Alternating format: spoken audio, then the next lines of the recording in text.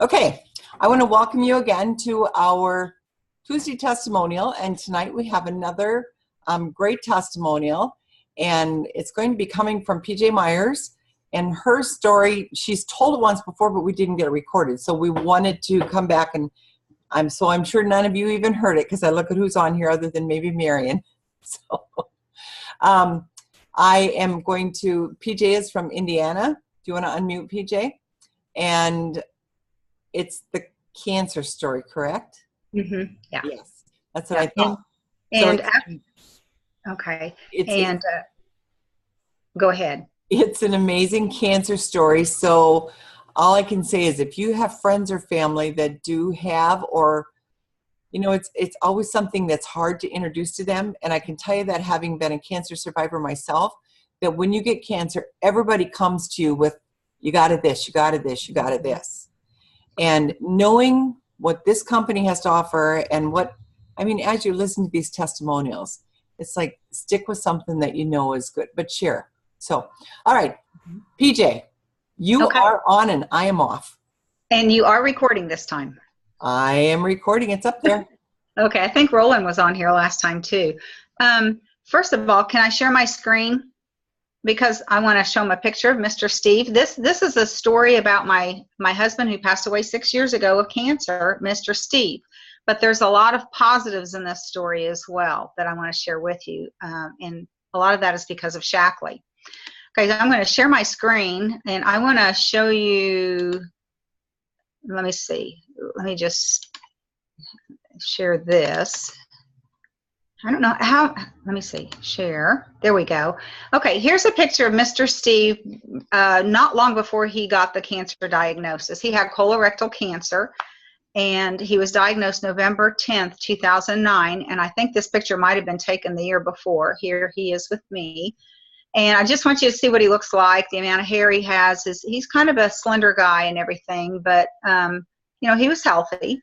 And then, let me see. I'm going to minimize this, and I'm going to show you a picture of him 3 months before he passed away with cancer. And a lot of people that came to the funeral said, oh my goodness, I wasn't expecting this. He looks so healthy. And he has, notice he has all his hair. His cheeks are not sunken in. He's smiling, you know, he had a lot of happy days. He still has his muscle tone. He wasn't a big guy, but you know, he was pretty healthy right up toward the end. I'll tell you the hair story first. One day, well, no, I'll tell you that later. He started to lose his hair one day because of the chemo, but then we put a stop to it with the scalp treatment, and he didn't lose it. Okay, so I'm going to stop sharing the screen now, but I wanted you to see those two pictures. I got back into Shackley in 2005 or 2006. And when I did, I immediately felt better with Shackley again. But Mr. Steve, who also went on Shackley, did not feel better immediately. He said, I don't understand this. You feel so much better on Shackley, and I really don't. I still am tired and stuff like that. And what I thought was probably happening later, when, you know, hindsight's better than foresight, is that his doctor told him when he was diagnosed with cancer in November 2009 that he probably had this colorectal cancer for 20 years. Well, we went back 17 to 20 years before. He went through an extremely high stress 3 years. And that probably was the time when it got set off. He was eating like crud, living on coffee and donuts, and not healthy at all, losing a lot of sleep. And, you know, we've got to take care of our body because all the wrong things like that can set off cancer, can really deplete our immune system. Anyway, when he was diagnosed, they thought he was in stage 1 or 2 cancer, but it ended up he was in stage 4. And with colorectal cancer, they call it a silent killer because if you catch it in stage 1, it's 90% curable, they say, but in stage 4, it's only 10% curable. Of course, you know, with Shackley, we probably have different statistics. We took a nutritional approach with his colorectal cancer at first, And surgery was the only approach we did let the doctors use. He was on a lot of Shaklee. He did juicing. We ate it as organically as possible. His diet was almost completely sugar-free and gluten-free as much as possible. But he did eat some wild meat and dairy, and if I had that to do over again, I'd do a completely plant-based diet, because even the wild meat and the organic dairy is still, the dairy still has hormones, and the meat and dairy are still acidic, and you got to alkalize your body to get rid of cancer. You just have to. And so vegetables are your best friend. Well, anyway, we did try to call Dr. Sandra Bavacqua at the very beginning of his cancer journey. Unfortunately, somebody at her office answered the phone and said she wasn't taking any new patients. Now, she's a cancer research expert. Okay, toward the very end of his cancer journey, 3 months before, after he'd done chemo and radiation and stuff, we did call Dr. Bavacqua again to ask if she could take him on as a patient. And this time, well, she did. And she said, "Why didn't you call me earlier?" And he said, "I did, but somebody in your office said you weren't taking any new cancer patients." And she says, "I never turned down a cancer patient. Never." She said, "Who was that?" Well, we didn't know who it was. So anyway, if anybody ever gets cancer, I would recommend the first thing they do is call Dr. Sandra Bavacqua, and she's a Shaklee person, and she'll get you on a good nutrition program and everything else. We did go to Dr. Browse because Dr. Bavacqua wasn't available as far as we knew, and he was very helpful. He was able to keep the cancer at bay for quite a while. I mean, he did have surgery the March after he was diagnosed. But then he was doing pretty well for a long time, but then we started going to Cancer Treatment Centers of America thinking they would do a lot of alternative things. Well, they do a few alternative things, but they don't do very many because, and I talked to the guy who ran the place and I said, "Why do you not do all these other alternative treatments?" And he said, "Well, because insurance companies won't pay for them." And he said, "When insurance companies start paying for this stuff, we will be glad to offer it." So it wasn't as different as we thought. It was just everything was under one roof. They were wonderful, sweet people. But the oncologist there talked him into doing chemo. And I was like, "Oh, please, Steve, don't." And he said, "Well, she said I might have a few symptoms, but I can deal with that." He had every single symptom you can imagine. And most people do. They go through all the symptoms, all the downside. But what Mr. Steve did, we listened to Dr. Bavacqua's CDs too, and he did a lot of detoxing and antioxidant type products in Shaklee, a lot of Vivix, Nutriferon, different things like that, lots of C. He kind of did the shelf, but then like about 2 days before his chemo or even radiation, we stopped those antioxidant products, and about 2 to 4 days after, we started them up again, because you want, like Dr. Bavacqua says, you want the chemo to get in, if you're doing it, do its work and get it out of there so it can't continue to do a lot of damage. But to me, chemo is like, okay, let's see if we can kill the cancer before we kill you. And eventually it just wears your blood down to the point where you can't do chemo anymore. And usually what happens, in my opinion, with chemo, they wear your body down, it wears your body down, pulls your immune system down so much, and then it will kill the cancer while it's killing you. And then when your immune system, when they say the cancer is gone, by then your immune system is shot, you stop doing the chemo, and it comes back with a vengeance, and that time it kills you. And I have seen that. Haven't you guys seen that so much over and over, that pattern? Well, anyway, while he was doing the chemo, which was every 3 weeks, someone in the chemo ward would die from heart failure or a heart attack or something. Chemo is very hard on the heart. I don't think Mr. Steve was aware of how many people were dying around him with heart attacks, but I knew the codes. I knew the drill. I knew the hushed silence of all the nurses, and I could watch them go down the hall as they cleaned up the mess, and then they would just went on. And some of those nurses were trying to hide their tears, but Mr. Steve's heart remained strong to the end. A lot of his doctors would even comment, wow, you've got a really strong heartbeat. You seem to have a really strong heart. Of course, there's many side effects if you do chemo and radiation. And like I said, he was told you might get a few of these. He got all of them. And Shackley was so helpful with a lot of those side effects. So the truth is, not just Mr. Steve, but most people get most of those horrid side effects. And a lot of our friends at Cancer Treatment Centers of America would sit around talking about their side effects and what they were doing, and we were able to be helpful to a lot of them because of Shackley.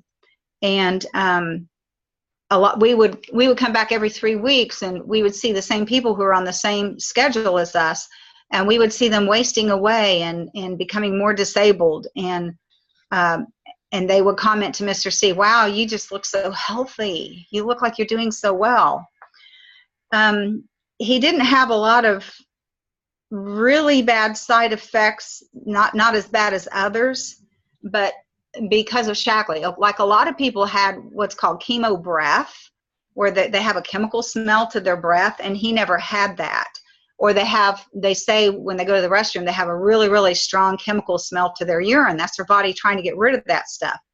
And I think it was because of the liver DTX, and especially alfalfa is a blood and kidney purifier. And he took 30 alfalfa a day. And I've heard that the alfalfa was probably the main thing that kept him from having chemical smell to his urine or his breath. But I wonder if the liver DTX and herb blacks and stuff, I wonder how much that had to do with it, because he did all those detoxing things. And then a lot of people would get mouth sores so bad they couldn't eat at all, canker sores and other kinds of sores in their mouth. And Mr. Steve started to get a sore this one time, and we used Optiflora. We just upped his Optiflora. And we also used what's that one that comes in the little jar? I can't remember now. We haven't used it for so long. It's for older people. It's a powder. CitraBoost. CitraBoost. Okay, we use CitraBoost too because it has probiotics in it, and he would mix it with some kind of liquid water or something, and he'd swish it in his mouth for quite a while and then swallow it, and that seemed to help. Thank goodness now we have Optiflora DI, where you can actually open the capsule and you could put it in a liquid or something and swish it around in your mouth. Okay, also, he was bedfast for 3 months because the cancer did finally go to his back, and he had a back surgery where they put this liquid stuff in that fills in the gaps, to keep the bones from crushing down on themselves. And so he was bedfast. After that, he could walk 1 week, and then he lost his ability to walk. This was in October before he passed away, January 8th. And that picture I just showed you with him laying on the side in bed, that was in October, right before he lost his ability to walk. And he was on one of those mattresses that inflate and deflate to keep you from getting bed sores. But after he was in the hospital that time from that picture, when he came home, he had a bed sore from being in the hospital. And that was right toward the beginning of when he was bedfast. And they gave him the stuff to use, and he used it for like 2 weeks. It wasn't a real bad bed sore. I mean, it was about this big around, but it was on the side of his thigh, and it wouldn't go away. And he used that medication they gave him for 2 weeks, I don't know, maybe a little longer, and it didn't seem to phase it. And Dr. Bavakwa said, use C&E on it. And so she said, clean it off really good and use C&E on it. And so we used Infusel C&E on it, which is, now we have the Radiant C plus E to take the place of it, and it's twice as strong with the C and the E. And that took it away in a couple days, 2 to 3 days. I was like, wow, this is really cool. So, it was feeding vitamin C and E directly into the skin, which it really needed. And, okay, let me see. It might have been more than 2 days, but it wasn't very many days at all. And then I told you about one night when he was doing the chemo, he laid his head down on, he went to sleep that night. When he woke up the next morning, he had hair all over his pillow. And he says, oh, no, now I'm going to lose all my hair. And I said, well, we'll use the scalp treatment. He was already using the Shaklee shampoo and conditioner, but I said, we'll use the scalp treatment and we'll see what happens.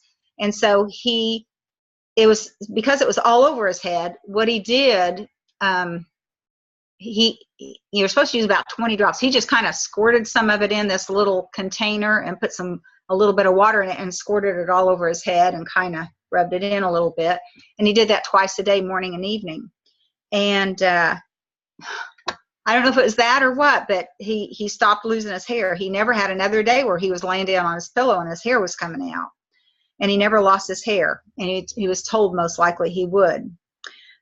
He was told when he was going through the chemo, which was off and on for, I don't know if it was 18 months or what, or something like that. It was a while. He was told in the wintertime especially, do not attend church because you'll be around all these large crowds. You will come in contact with some sick people. You will get sick, and it could be life-threatening to you if you get sick. But he went anyway. He never missed. He never got a cold. Never got the flu. Never got anything like that. Never even a sniffle. And he didn't have as much of an energy drain from the chemo that other people were having. The radiation kind of knocked him, but a couple things we heard are supposed to be real good if you have radiation is to take a lot of vitamin E. That's one of the things. And then, of course, you're detoxing things and lots of nice pure water. When he went through spells toward the end of his treatments of the chemo.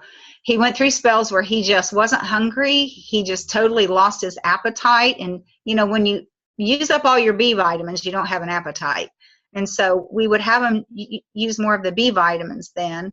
And then also we did more juicing at that time.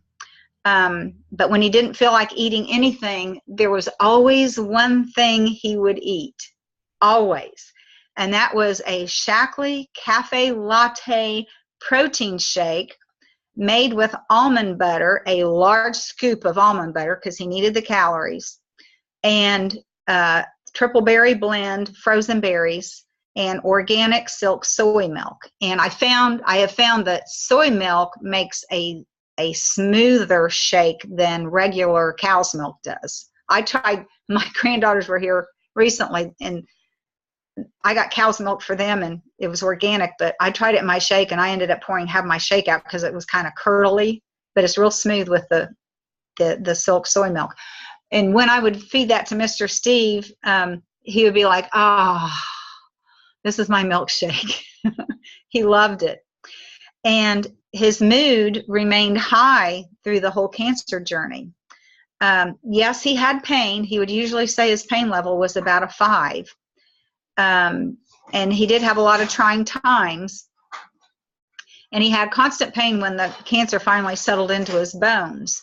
But his mood was always positive. And we had him on the B complex, a lot of them, which are the happy vitamin. We had him on mood lift and stress relief when he needed it, and which was a lot of the time. In November 2010, Steve had a liver resection done, which is where they removed a major lobe of the liver, and they removed his gallbladder. And the liver surgeon explained to me, she said, okay, he's got these 2 arteries in his liver, and he's got this cancer that's right between them. And she said if it hits either one of those, it's going to just spread throughout the whole body so fast, and it'll do him in real quickly. And she said he really needed that lobe of the liver taken out. So he let her take it out, and she took out the gallbladder, and no supplements. This was at Simon something cancer center up at Indianapolis, and no supplements had been ever allowed in that hospital by any of the patients, as far as this liver doctor knew. And so he goes to the liver surgery, and he's in ICU recovering.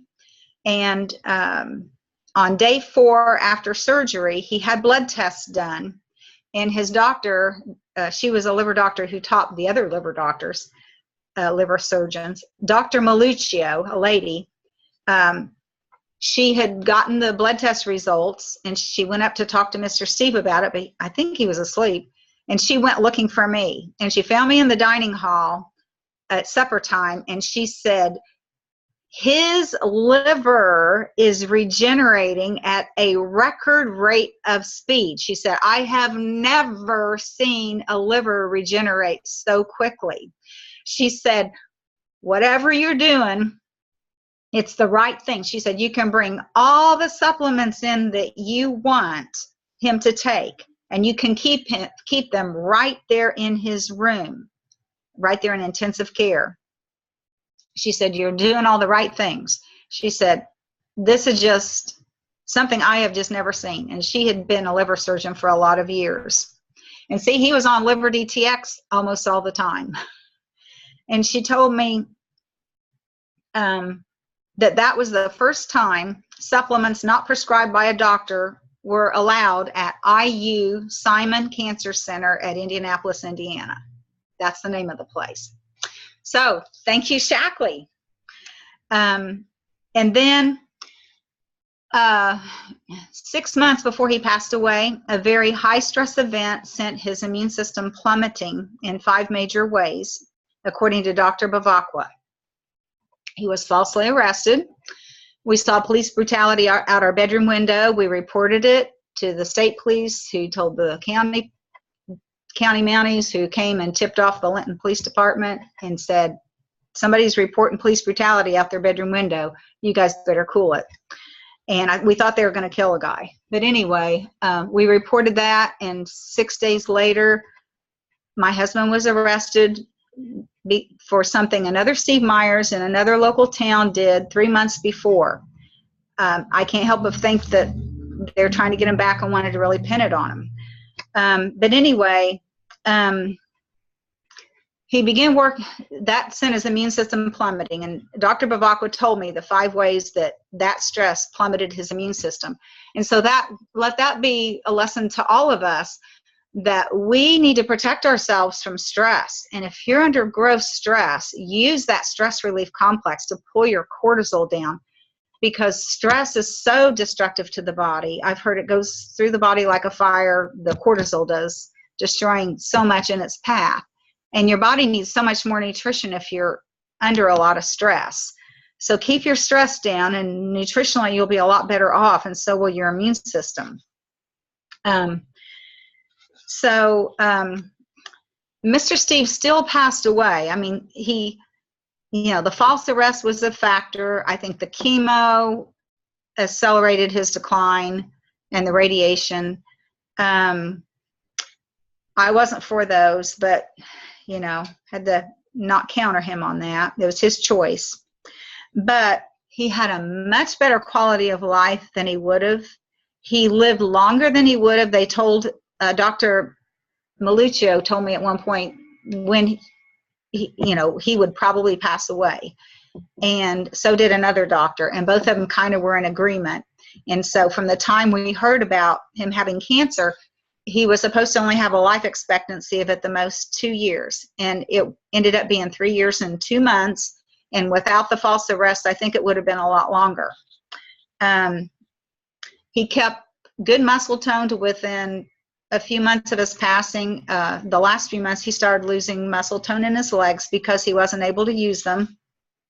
And then also, here's another Shackley story about that.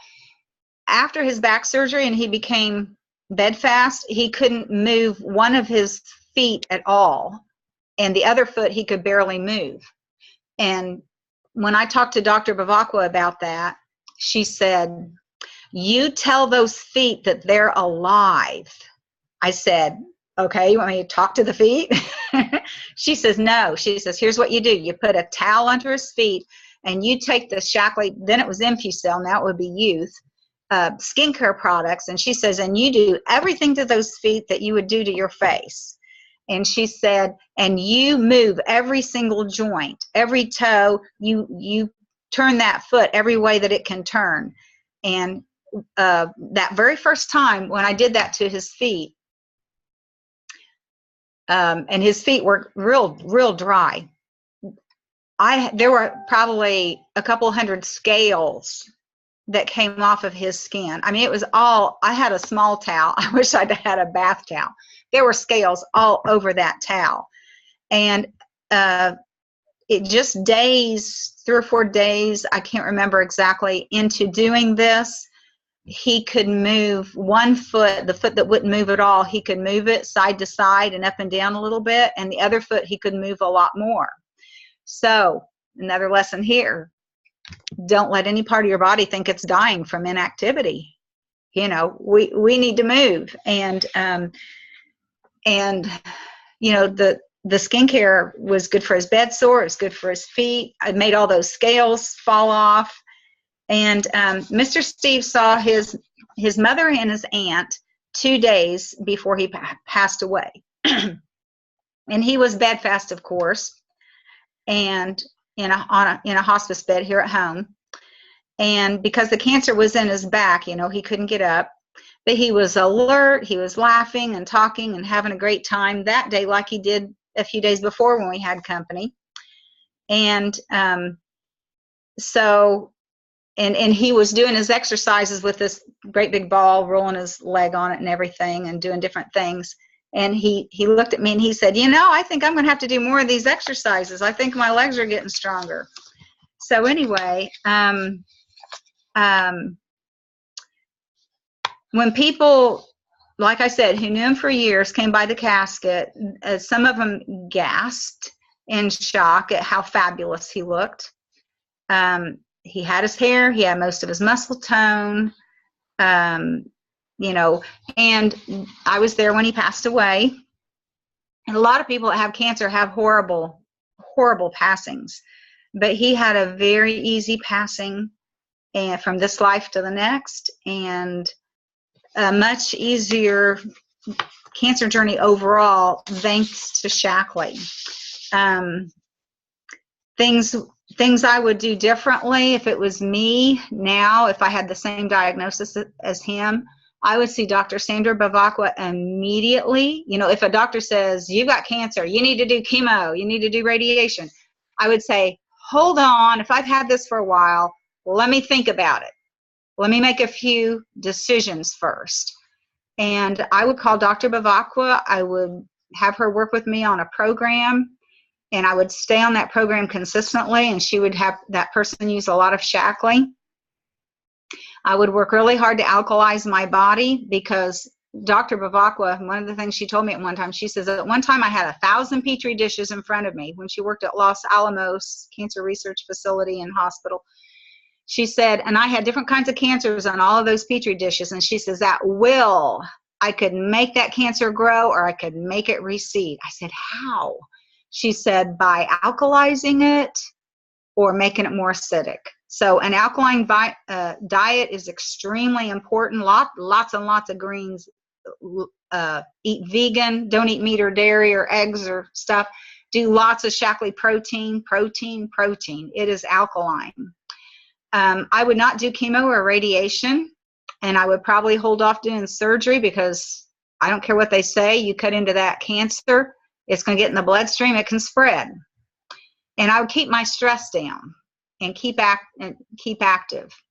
And I'd hydrate my body really well, especially because you know, you want to flush out everything. And the only way we can flush it out is, you know, lots of making sure our plumbing's working, getting lots of exercise, move our lymph, and drinking lots of water and stuff like that. One thing you didn't know, Nina, I had skin cancer 4 times and got rid of it without surgery. Do you want to hear that? Okay. I'll bet it was InfuCell. Well, I was raised in Florida, I was a very pale child, and we were out on the beach at least one day every weekend, and I would just cook. And I still have like a crepey neck because of all the burns I've had. I've had really bad burns. And I looked more like a tourist the way I would burn. And my nose was burnt so bad so many times, when I push it, it would crackle. And so as an adult, I've had skin cancer 4 times. And all 4 times they were basal cell carcinoma.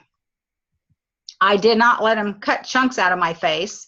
And 3 of them were on my nose. The last one was right here. And I didn't have that checked. Dr. Bavakwa, I saw her then in person, and she looked at that. She said, oh, well, that's basal cell carcinoma. But anyway, I got rid of them all 4 times without surgery. And what I used on them, I used the CNE Repair Complex, flaxseed oil with the lignans, and Omega Guard. But the CNE seemed to do the most good. And I talked to Dr. Bavakwa about the CNE. She says if it's precancerous, CNE will work. If it's already cancer, it won't. So mine, I don't know if mine was really in a precancerous state or cancerous, but I thought it was cancerous, and I did other things too, a few other things, but the CNE was the main thing. One time I had a lady come in to see me after I got rid of it on my nose a few times. It was like a sore that wouldn't go away. It wouldn't scab over, and it felt like it was just festering all the time.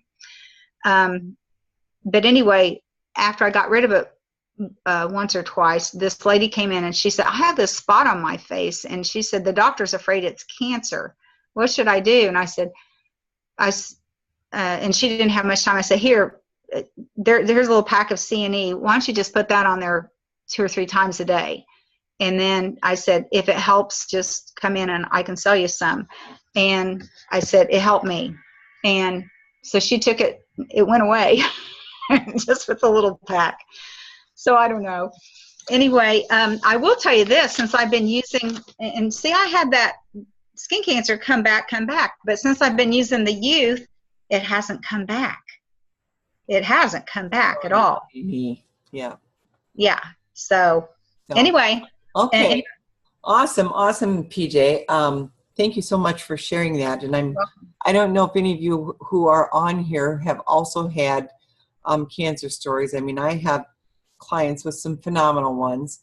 I have some who've done chemo and done well, and I've had some who haven't done chemo and done well. So, and I've had some who have done neither of those.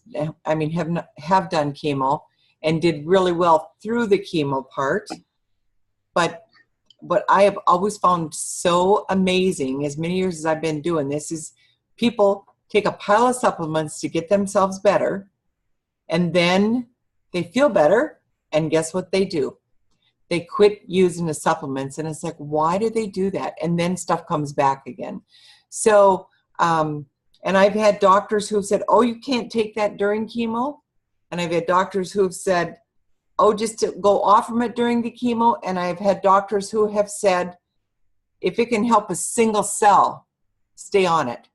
So it's going to totally depend on what the oncologist says when it comes to supplements. So, but it's a real thing today. There's so much of it out there. But as PJ mentioned, you have to get that body alkaline. And we've talked about this on several of our testimonial things. Is protein is huge for getting that pH back down to where it belongs. So I don't know if anybody has any questions that they would like to ask at this time.